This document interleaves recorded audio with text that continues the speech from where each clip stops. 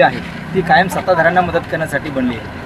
महाराष्ट्र तुम्हाला काही आमदार दिलेलं नाही, महाराष्ट्राचा 7/12 यांना दिलेला नाही।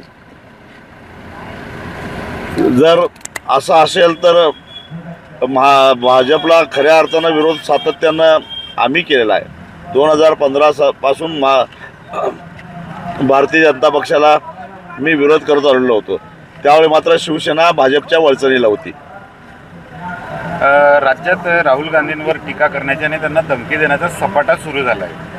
अगदी खालच्या पातळीवर त्यांना मुळामध्ये राजकारणाचा दर्जा एकदम खालावलेला आहे। गेल्या 5 वर्षामध्ये तो अधिकच खालावलेला आहे। सध्या महाराष्ट्रात राजकारण चालू नसून टोळी युद्ध चालू आहे आणि यापासून महाराष्ट्राच्या जनतेची सुटका करावी म्हणून तर परिवर्तन महाशक्तीची निर्मिती झालेली आहे। नरेंद्र मोदी म्हणतात की काँग्रेस ही सगळ्यात भ्रष्ट पार्टी आहे, गांधी घराणा भ्रष्ट आहे आणि भारतीय जनता पक्ष सुद्धा कशा प्रकारचा आहे आता सगळ्यांना कळालेलं आहे। त्यामुळे त्या काचेत राहणाऱ्यांनी दगड मारण्याचा प्रयत्न करू नये। दोन्ही भ्रष्ट आहेत आणि म्हणून तर तिसरा पर्याय तयार केलेला आहे। आपल्यावर टीका करताना राजकीय नेते म्हणतात की केंद्रातील पक्ष हे आपल्याला विचारत नाही, त्यामुळे आपण तिसरी आघाडी काढली। कळेल आता, जनताच त्यांना उत्तर देईल।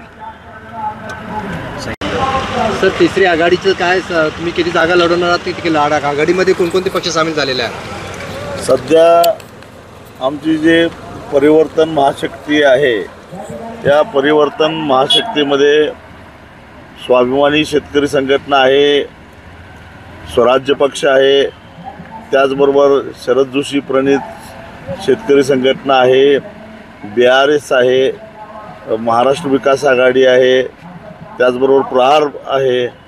हे सारे छोटे मोठे पक्ष, अनेक सामाजिक संघटना या साऱ्यांना एकत्रित करून कालच परिवर्तन महाशक्तीची घोषणा झालेली आहे। महाराष्ट्रातल्या प्रत्येक विधानसभा मतदारसंघामध्ये आश्वासक चेहरे शोधून काढून स्वच्छ हाताचे, स्वच्छ चारित्र्याचे उमेदवार शोधून त्याच्या पाठीमागे आमची चळवळीची सर्व पुण्याई लावून खऱ्या अर्थानं महाराष्ट्रामध्ये परिवर्तन करायचं आहे। आणि हे परिवर्तन करत असताना सुद्धा सामान्य कार्यकर्त्याला शक्ती द्यायचं आहे, म्हणून आम्ही परिवर्तन महाशक्ती या माध्यमातून आज महाराष्ट्राला एक सशक्त असा पर्याय देत आहोत। ABP माझा, उघडा डोळे बघा नीट।